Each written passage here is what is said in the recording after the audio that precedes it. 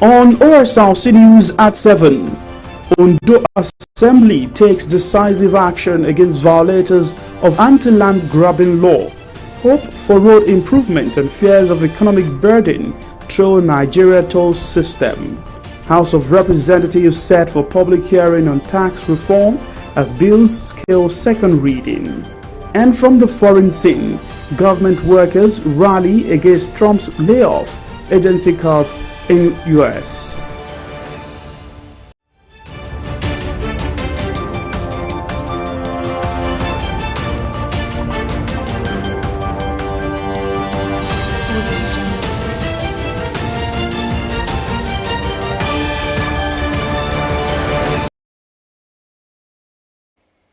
Good evening to you. This is Osrc News at 7.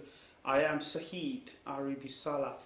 We begin from the House of Assembly tonight, where the Ondo State House of Assembly has called for decisive action to tackle the growing challenge of persistent violation of the law prohibiting forceful entry and illegal occupation of landed properties, as well as violent and fraudulent activities related to land matters in the state.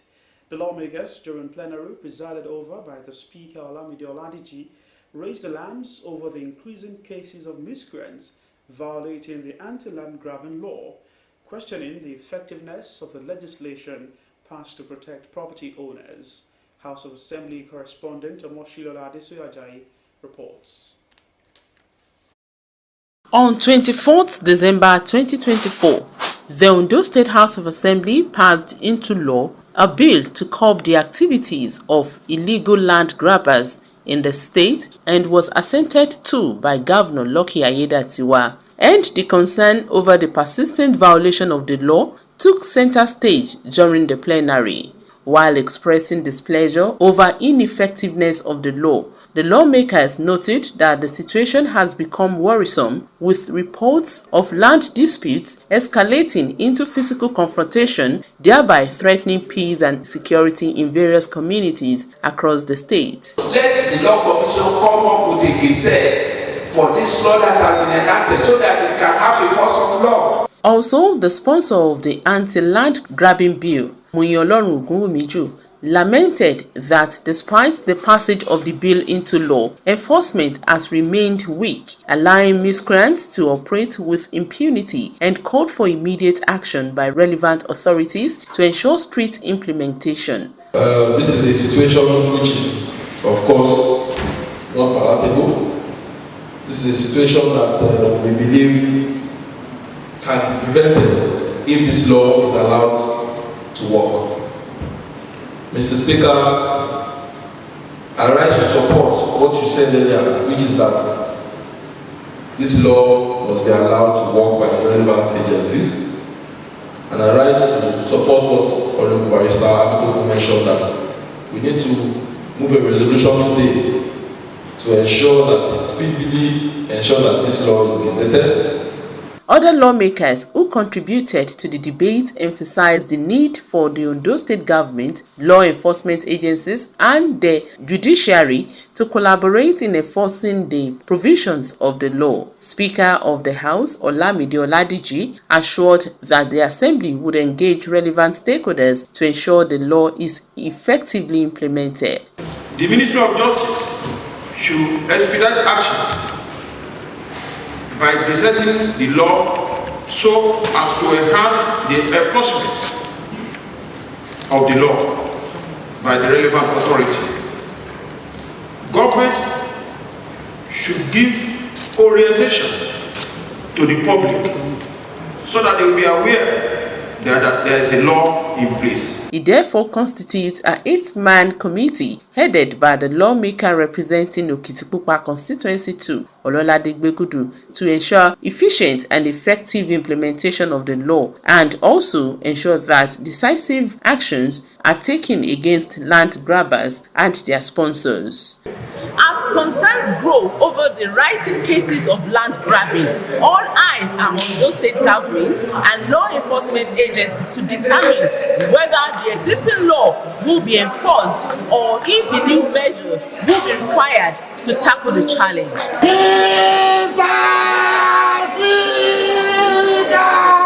Meanwhile, the hallowed chamber has dissolved all standing committees of the House. Omoshiliola Adesoye Ajayi, Osrc News. Still staying with the legislative arm of government, but now at the National Assembly, particularly at the Green Chambers, where the House of Representatives has debated on the 4 tax reform bills transmitted by President Bola Tinubu. The bills are scheduled for a second reading on the floor of the Green Chamber some 6 months after the President transmitted them to the National Assembly for consideration following the recommendations of the Taiwo Oyedele-led Committee on Fiscal Policy and Tax Reforms.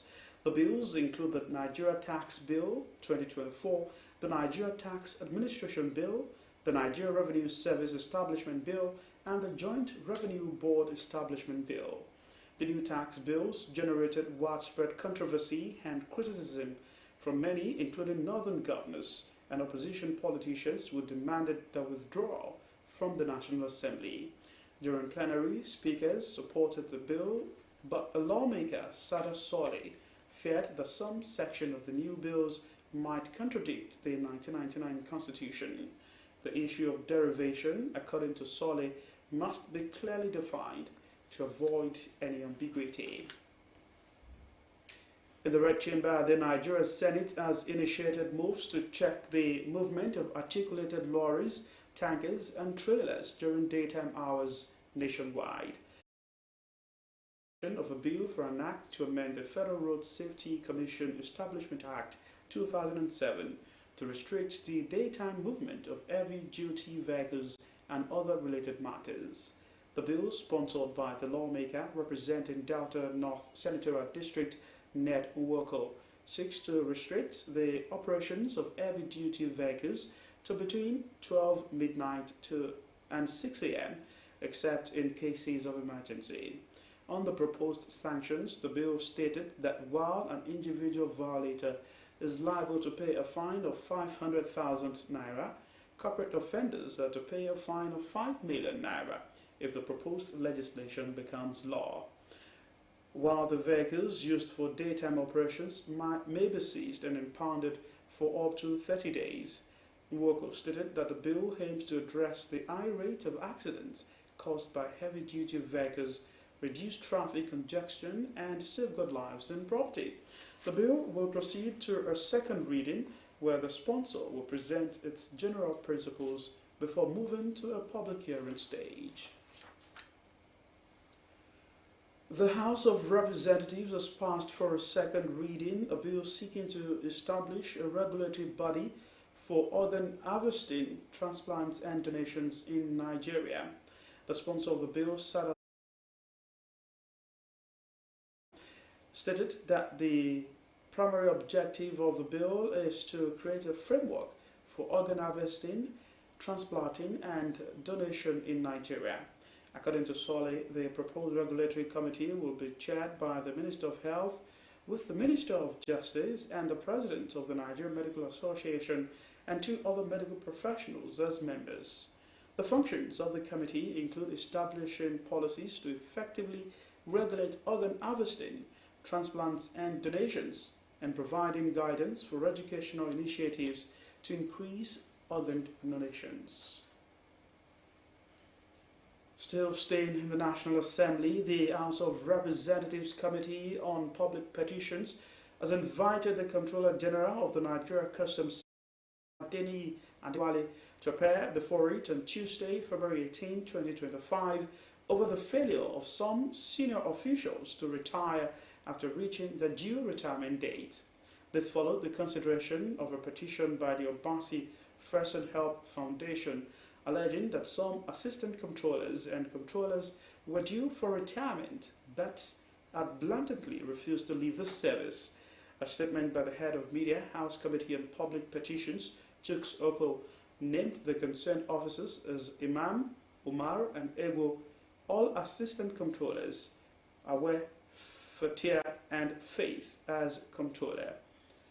Issuing the summons, the committee noted that the Comptroller General has a duty as a public officer to clarify the situation to Nigerians. Away from the National Assembly now, after a long absence, toll gates are set to make a return on more federal highways across Nigeria. The federal government has confirmed plans to reintroduce tolls, a move that was announced by the Minister of Works, Dave Umahi. This development has sparked mixed reactions from Nigerians, with some supporting the initiative and others questioning the timing. The government's latest move to bring back toll gates on more of Nigeria's federal highways, according to Minister of Works Dave Umahi, is part of a broader plan to boost infrastructure funding and improve road maintenance.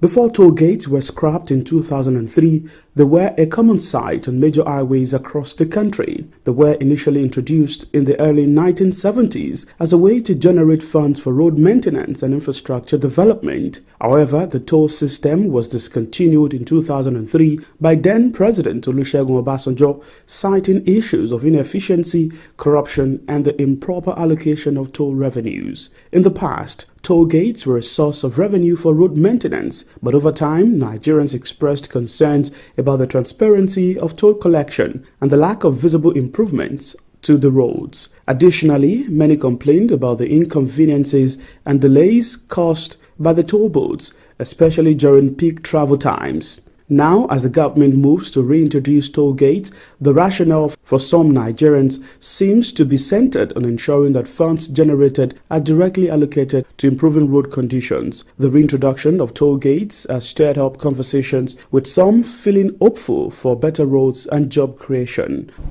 If the money that is going to be generated through the toll gates, I believe it's going to be used to, they are going to utilize it on our major roads in Nigeria, especially the federal roads. So I believe it's a welcome development for those two reasons. One, it will reduce unemployment rates. Two, the money generated as revenue will be used to manage the road. Others remain concerned about the financial pressures on Nigerians, especially in the face of the current economic hardship. The most important infrastructure now to put in place is still the road.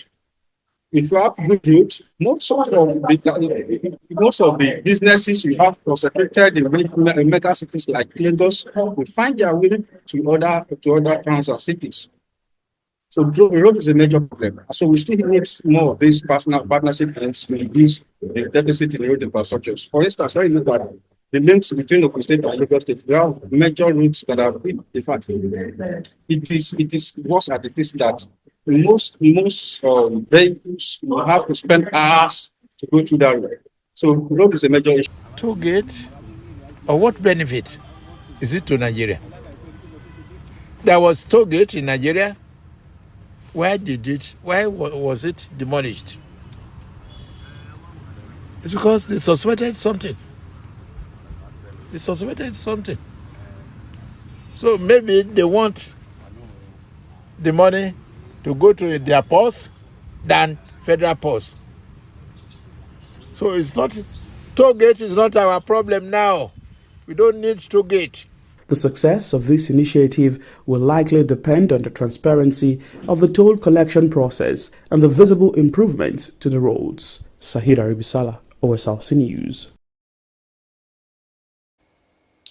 We're due to take a break on the news at 7. We'll be back with more stories. Stay with us.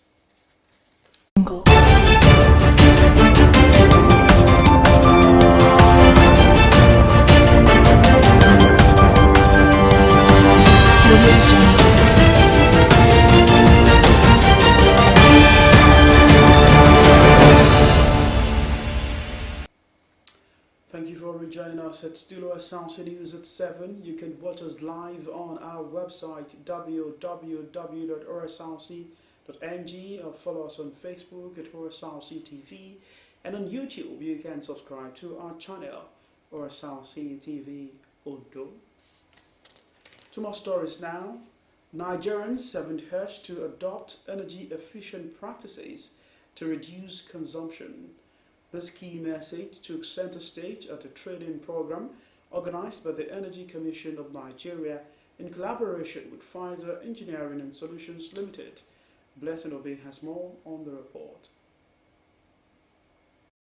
A significant step towards promoting sustainable energy was taken as experts and participants convened for a sensitization and training program. The training, organized by the Energy Commission of Nigeria in partnership with Pfizer Engineering and Solutions, aims to educate participants on the importance of reducing energy consumption and increasing access to cleaner energy. Speaking at the training, the Director General, Energy Commission of Nigeria, represented by the Chief Scientific Officer, Nafiu Tijani, emphasized the pressing energy challenges Nigerian faces, noting that adopting efficient practices could reduce energy consumption. Nigeria, like many other countries, faces significant energy challenges, which you know.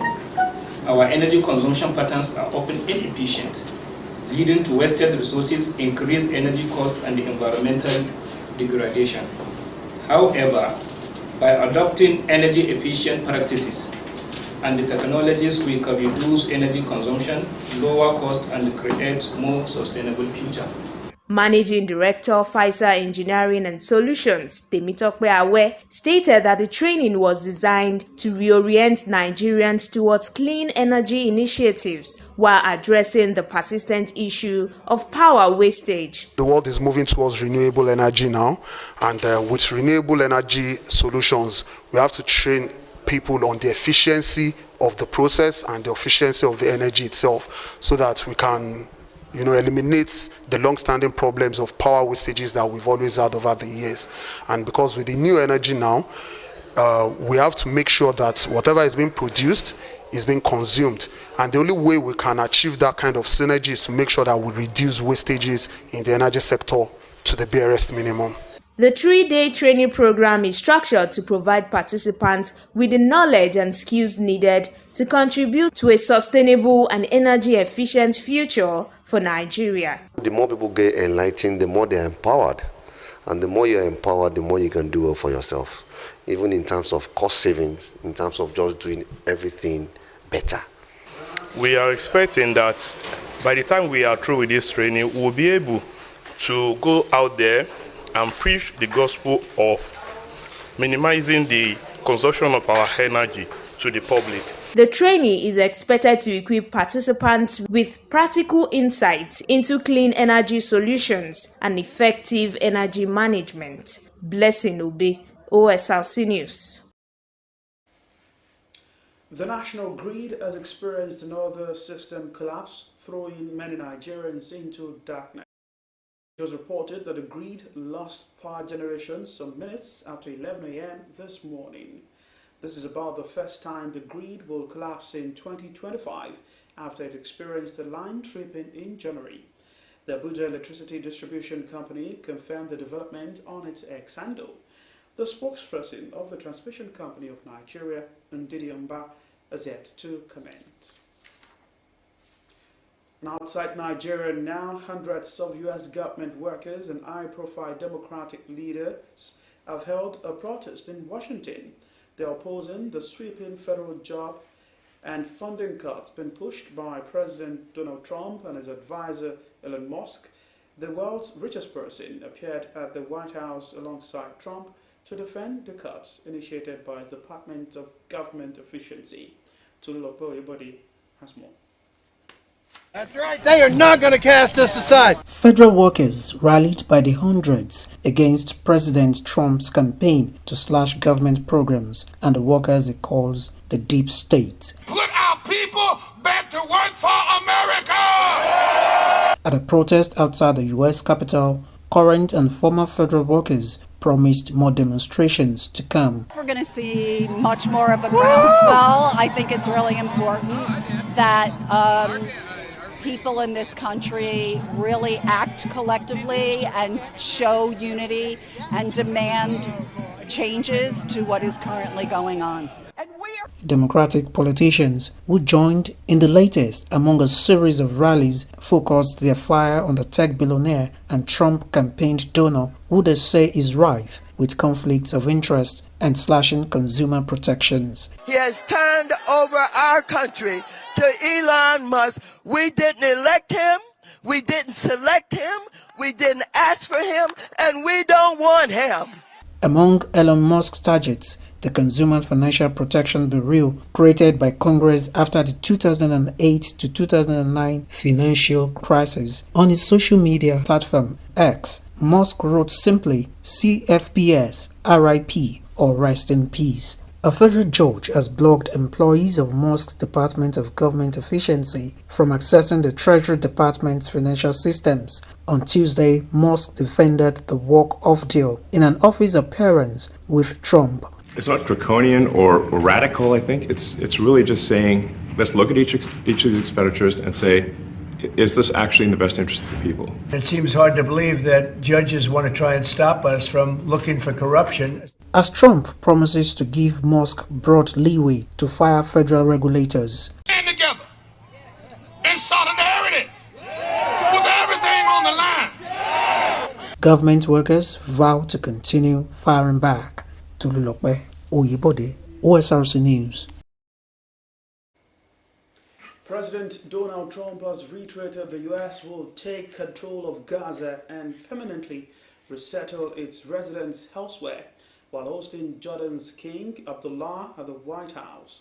King Abdullah has opposed any displacement of Palestinians, but said Arab nations will come to the U.S. with a response to Washington's Gaza takeover plan. Kemisola Hojamu has more. The first Arab leader to meet Donald Trump since his return to the White House, King Abdullah, is walking a fine line. Keen not to upset the country, which provides most of Jordan's funding, but not ready to sign on for the mass deportation of Palestinians from Gaza. Speaking in the Oval Office, Donald Trump again pushed his plan for an American redevelopment, minus the Palestinians. We're going to run it very properly, and eventually we'll have economic development at a very large scale, maybe the largest scale on that site. And we'll have lots of good things built there, including hotels and office buildings and housing and other things. King Abdullah knows there will be huge opposition to something that has been described as ethnic cleansing, and promised a plan is coming, which he hopes will get American support. The president is looking at Egypt coming to present their plan. As I said, we will be in Saudi Arabia to discuss how we can work with the president and with the United States. So I think let's wait until the Egyptians can come and present it to the president and not get ahead of ourselves.